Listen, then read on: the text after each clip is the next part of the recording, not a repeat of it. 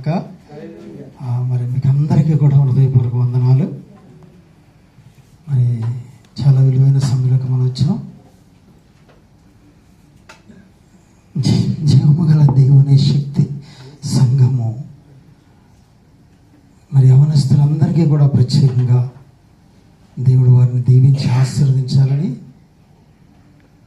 నా ప్రార్థన. అలాగే మరి మా కోసం మీరు అందరూ కూడా ప్రార్థన చేశారు. మీకు అందరికీ కూడా కృతజ్ఞతలు. మన తెలుగు రాష్ట్రాల తరఫున మీకు శుభాలు కూడా తెలియపరచడం జరుగుతుంది. నేను ఇక్కడ రావటం ఇది మొదటిసారైనా. చాలామంది నాకు తెలుసు, ఎందుకంటే లైవ్లో చూస్తూ ఉంటాం కాబట్టి. మీ యొక్క ఆరాధన క్రమం విధానము ఆధ్యాత్మికంగా మీరు దేవుని మార్గంలో ముందుకు వెళ్ళటం చాలా సంతోషకరంగా ఉంది. ఒక మాటలో చెప్పాలంటే చాలా ఆత్మీయంగా మీరు దేవుని యొక్క మార్గంలో నడవటం చాలా సంతోషం. ఈ సమయంలో పరిశుద్ధ గ్రంథము నుండి దేవుని వాక్యాన్ని కొన్ని నిమిషాలు మనం ధ్యానం చేసి దైవాశీర్వాదం పొందుకుందాం. ఎందుకంటే మీ మధ్యన వాక్యాన్ని ధ్యానం చేయడానికి దేవుడు నాకు ఇచ్చిన గొప్ప ధన్యతను బట్టి నేను దేవుని స్తుతిస్తూ దేవుని వాక్యాన్ని ధ్యానం చేద్దాం. పరిశుద్ధ గ్రంథం నుండి అంటే యవనస్తులకు సంబంధించి కొన్ని విలువైన మాటలు మనం ఈ రాత్రి ధ్యానం చేద్దాం. అపోస్తలుల కార్యములు మొదటి అధ్యాయము 4వ వాక్యం చూద్దాం. ఇలాగో ఆజ్ఞాపించను, యెరూషలేము నుండి వెళ్ళక నా వలన వినిన తండ్రి యొక్క వాగ్దానము కొరకు కనిపెట్టుడి. యోహాను నీళ్లతో బాప్తిస్మిచ్చిన గాని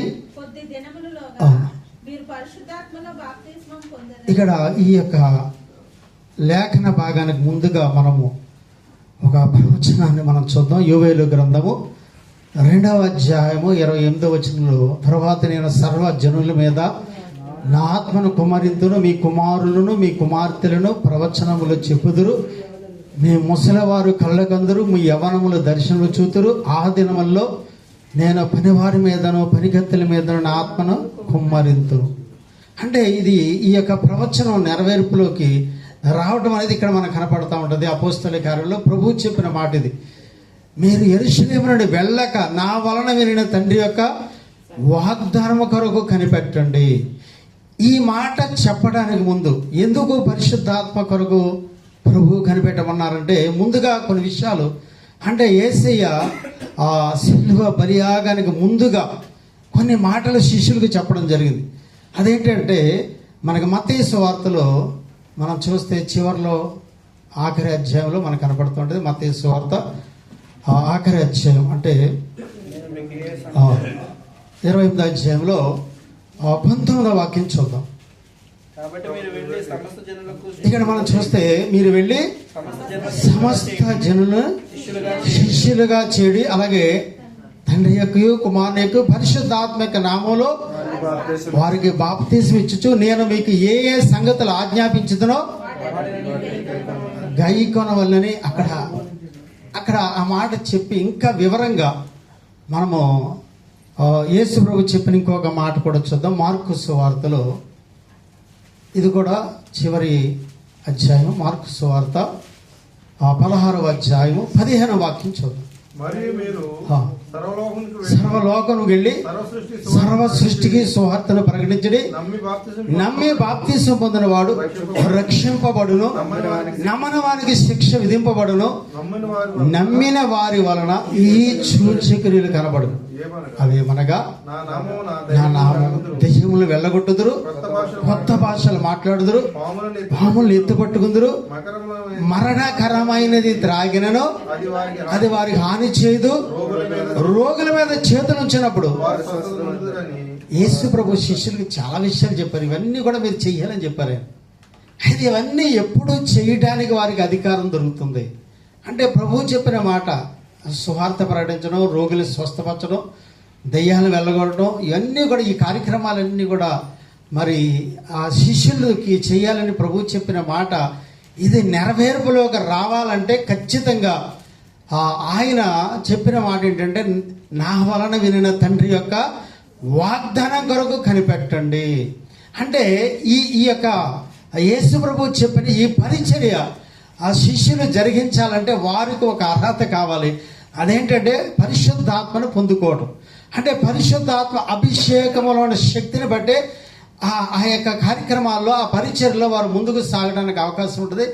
లేకపోతే ముందుకు వచ్చే అవకాశం ఉండదు. ఎందుకంటే ఈ యొక్క వాగ్దానం ప్రకారంగా ఆ రోజు ఇంచుమించుగా 120 మంది శిష్యులు మేడ మీదకి ఎదిగెళ్ళి వాళ్ళు ప్రార్థనలో ఉండగా, మనకందరికీ తెలుసు, పెంతెకోస్తు అనే పండుగ దినములో పరిశుద్ధాత్మ దేవుడు కుమ్మరించబడటం, వారందరూ కూడా వాక్శక్తి పొందుకోవడం, ఆత్మతో నింపబడటం, అన్య భాషలతో మాట్లాడటం ఈ అధ్యాయంలో మనకు కనపడుతూ ఉంటుంది.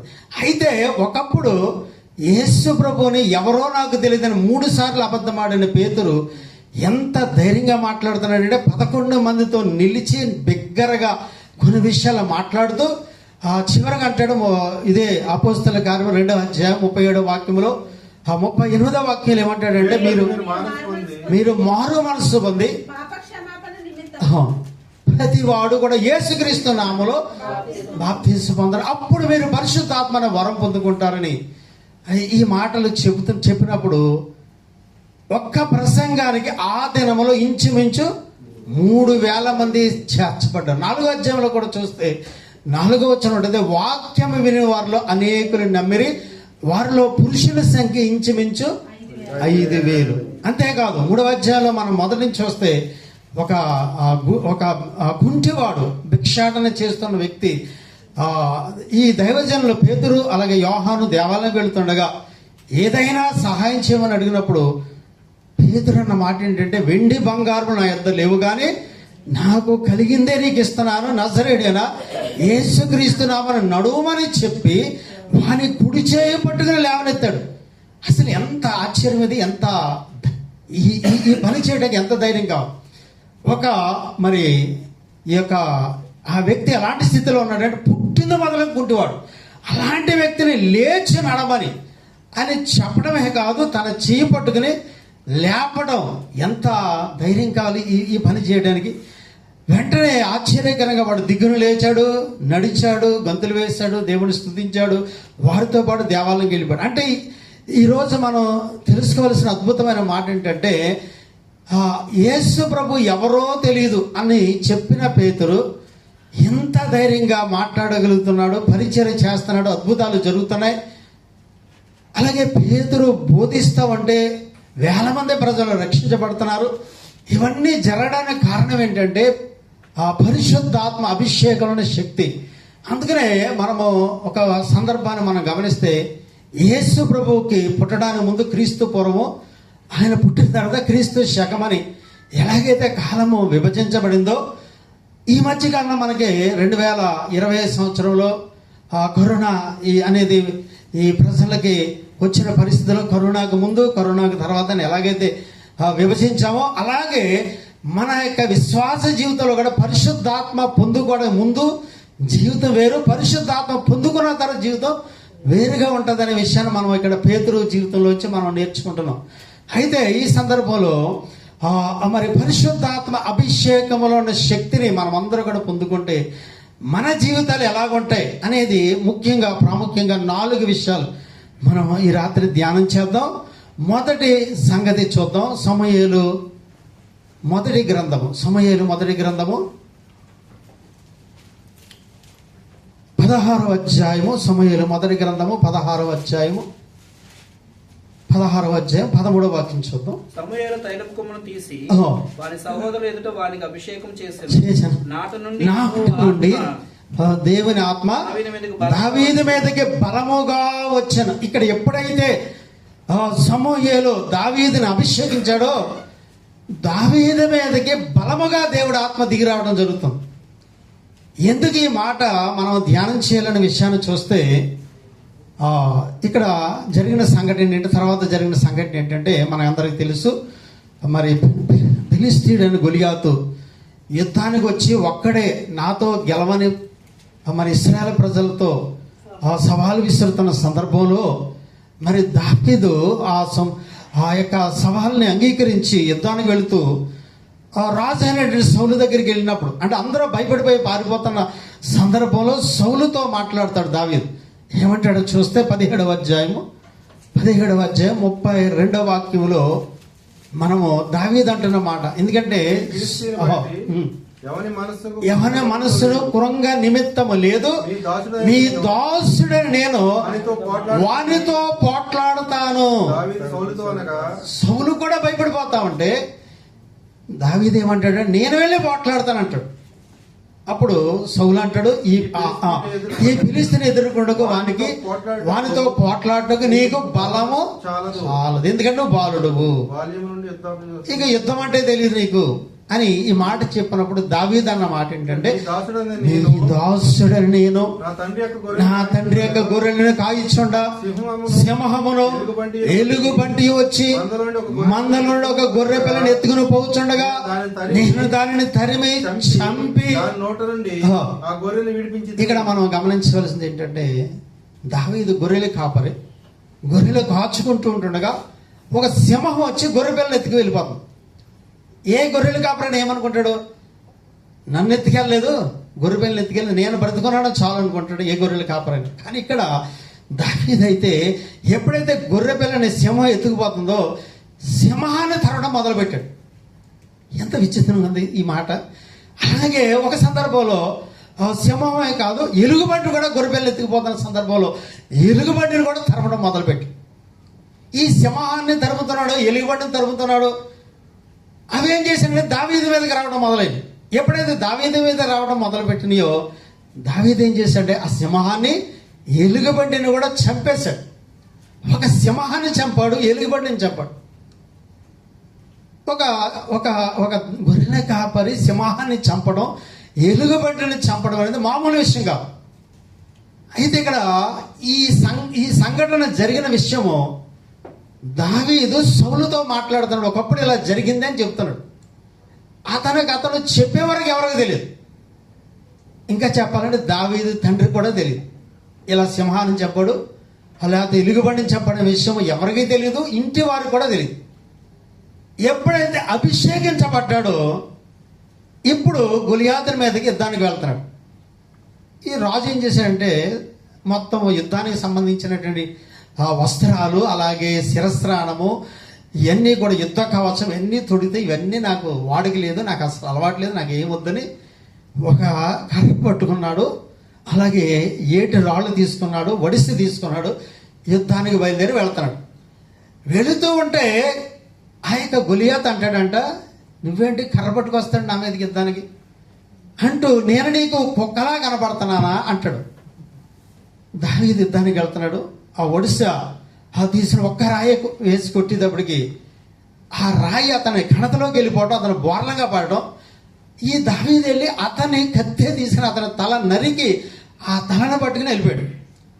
ఇది జరిగిన తర్వాత మొత్తం ఇశ్రాయేలు ప్రజలందరూ కూడా, మనము 18వ అధ్యాయం 6వ వాక్యంలో చూస్తే, దావీదు ఫిలిష్తీయుని హతము చేసి ఎప్పుడైతే తిరిగి వస్తున్నాడో మొత్తం ఇశ్రాయేలు ప్రజల ఊళ్ళన్నింటిలో నుండి స్త్రీలంట తంబురతోనూ సంభ్రమలతోనూ వాద్యములతోనూ పాడుతూ నాట్యమాడుతూ రాజైన సౌలుని ఎదుర్కొంటకు వచ్చి వాళ్ళు ఏమని పాడుతున్నారో చూస్తే, సౌలు 1000 కొలదియు దావీదు 10,000 కొలదియు శత్రువులను హతము చేసిరి అని వాళ్ళు రాజు గారి కన్నా దావీదుని ఎక్కువగా గణపరుస్తున్నారు. అంటే ఆ ఇశ్రాయేలు ప్రజలు మొత్తం అన్ని ఊళ్ళలోకి వెళ్ళిపోయింది ఒక వార్త. ఏంటా వార్త? దావీదు ఫిలిష్తీయుని చంపాడనే వార్త. సింహాన్ని చంపితే ఎవరికి తెలియలేదు, ఎలుగుబంటిని చంపితే ఎవరికి తెలియలేదు, కానీ ఒక సున్నత లేని ఫిలిష్తీయుని చంపితే మొత్తం ఆ దేశమంతా కూడా వెళ్ళిపోయింది వార్త. రాజుగారిని కూడా పక్కన పెట్టేసి దావీదుని గణపరచడం మొదలుపెట్టారు. అంటే దావీదుకి ఇంత ఘనత రావడానికి కారణం ఏంటంటే దేవుని అభిషేకంలోని శక్తిని బట్టి. కాబట్టి ఈ అభిషేకాన్ని ఎప్పుడైతే దావీదు పొందుకున్నాడో ఎంతటి ఘనత వచ్చిందంటే రాజుగారిని మించిన ఘనత వచ్చింది. ఈ యొక్క ఎప్పుడైతే రాజుగారిని మించి ఘనత వచ్చిందో ఈ మాట సౌలుకు చాలా కష్టంగా ఉంది, చాలా కోపాన్ని కలగజేసినట్టుగా ఇక్కడ మనకు తెలుస్తుంది దేవుని వాక్యం. అయితే ఇక్కడ నేను చెప్పేది ఏంటంటే ఈ అభిషేకం ద్వారా ఎంతటి ఘనత మరి దావీదు పొందుకోగలిగాడు. మన జీవితంలో కూడా మంచి పేరు లేకపోతే ఘనత మనం కూడా పొందుకోవాలంటే ఖచ్చితంగా అభిషేకము కలిగిన వారంగా మనం ఉండవలసిన అవసరం ఉంది. ఇక రెండవ సందర్భాన్ని చూద్దాం. ద్వితీయోపదేశ కాండము, పరిశుద్ధ గ్రంథం నుండి ద్వితీయోపదేశ కాండము 34వ అధ్యాయం, రెండవ సందర్భాన్ని. ద్వితీయోపదేశ కాండం 34వ అధ్యాయము మనము 9వ వాక్యాన్ని చూద్దాం. మోషే తన చేతులను నూనె కుమారుడైన యెహోషువ మీద ఉంచిన కనుక అతడు జ్ఞానాత్మ పూర్ణుడాయెను. దేవుని స్తోత్రం. మోషే చేతులు యెహోషువ మీద ఉండగానే అతడు జ్ఞానాత్మతో నింపబడ్డాడు. మోషేని దేవుడు తన సేవకు పిలిచాడు, పరిచర్యకు పిలిచాడు. ఇదిగో ఐగుప్తు దేశంలో బానిసలుగా ఇశ్రాయేలు ప్రజల్ని నువ్వు విడిపించడానికి నేను నాయకుడిగా నేను ఏర్పాటు చేశానంటే మోషే చాలా సాకులు చెప్తా, నేను నత్తివాడిని ప్రభువా, నాకు మాట్లాడుతూ రాదు, నోటి మాంజమ గలవాడు, నువ్వు ఎవరిని పంపుతావు వాళ్ళని పంపు, నన్ను మాత్రం పంపొద్దు అని తప్పించుకోవాలని ప్రయత్నం చేసిన మోషేకి దేవుడు ఈ నాయకత్వం అప్పచెప్పినప్పుడు ఇశ్రాయేలు ప్రజల్ని, లక్షల మంది ప్రజల్ని మోషే నాయకత్వంలో దేవుడు ఐగుప్తు చెరలోండి విడిపించే తన బాహుబలంతో భుజబలంతో ఎర్ర సముద్రాన్ని దాటించి అద్భుతాలు జరిగించి మన్నాతో పోషించి ఎన్నో కార్యాలు జరిగిస్తూ మోషే నాయకత్వంలో ప్రజల్ని నడిపిస్తుండగా సడన్ గా దేవుడు ఏమన్నాడు మోషేని, నువ్వు వచ్చి అన్నాడు. నేను వచ్చేస్తే మరి ఈ ప్రజల పరిస్థితి ఏంటి, మరి వీళ్ళకి మరి ఎలాంటి పరిస్థితుల్లోకి వెళ్ళిపోతారు అంటే కాపరి లేని గొర్రెల వల్లే మారిపోతారు కదా, మరి వీరికి ఒక నాయకుడు కావాలి కదా. సంఖ్యాకాండం ఆ మాట మనకి సంఖ్యాకాండంలో కనపడుతూ ఉంటుంది. సంఖ్యాకాండం 27వ అధ్యాయం 27వ అధ్యాయము 15వ వాక్యంలో కనపడతాం.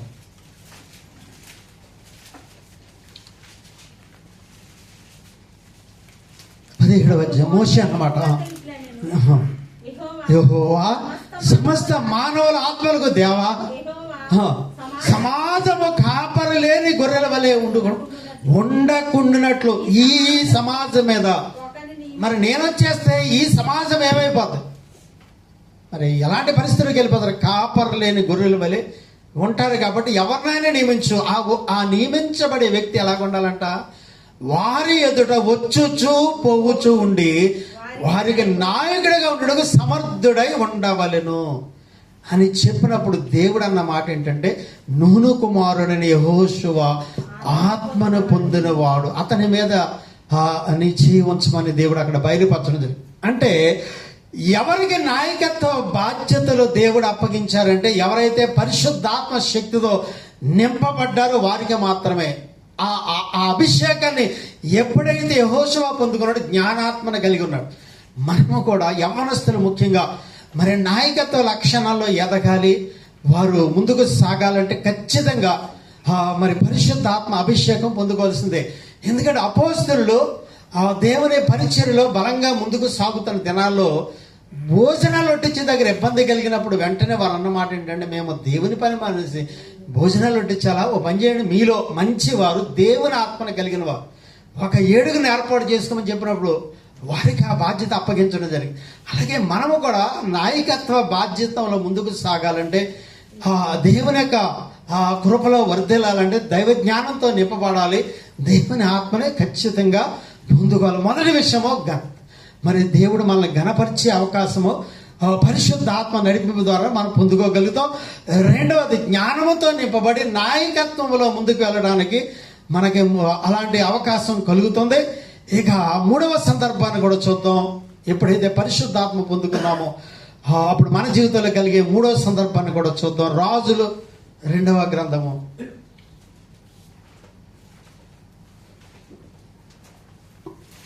2వ గ్రంథము 3వ అధ్యాయం 15వ వచనం. 3వ అధ్యాయం 15వ వచనం.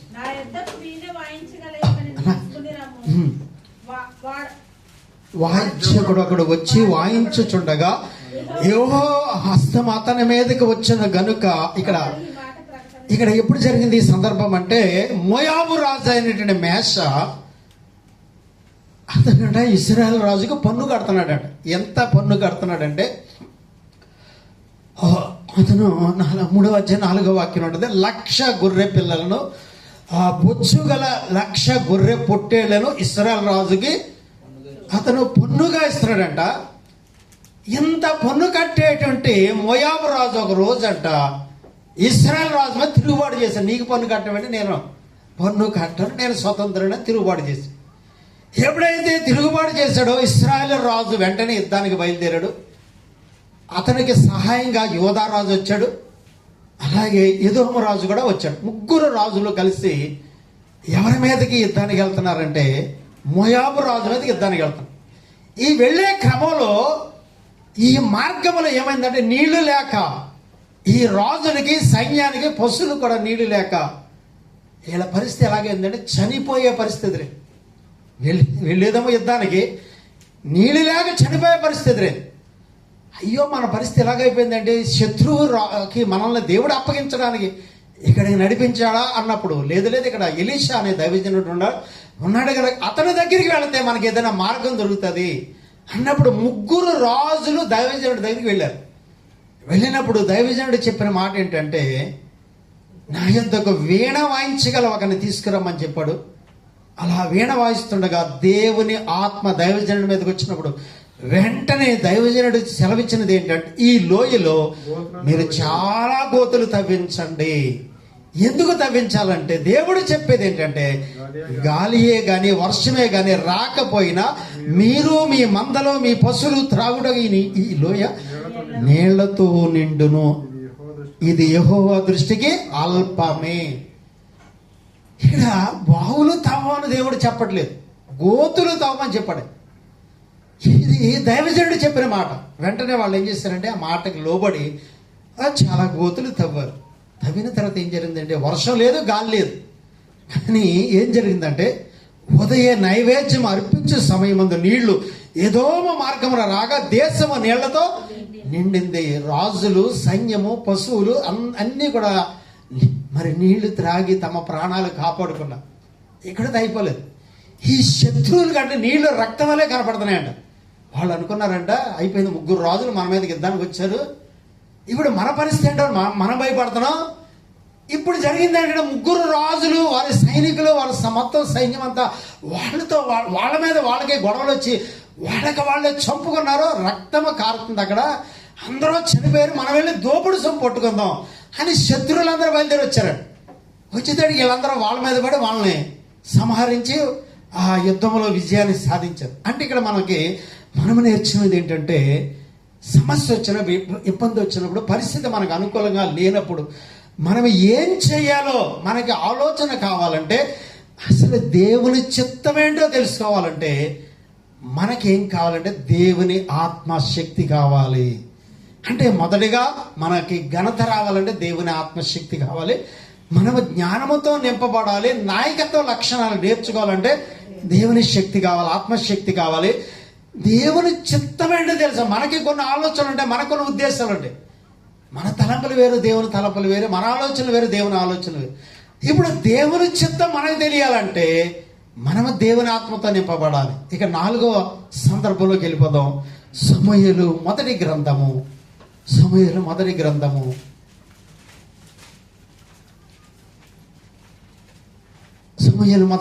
10వ అధ్యాయం 6వ వాక్యం.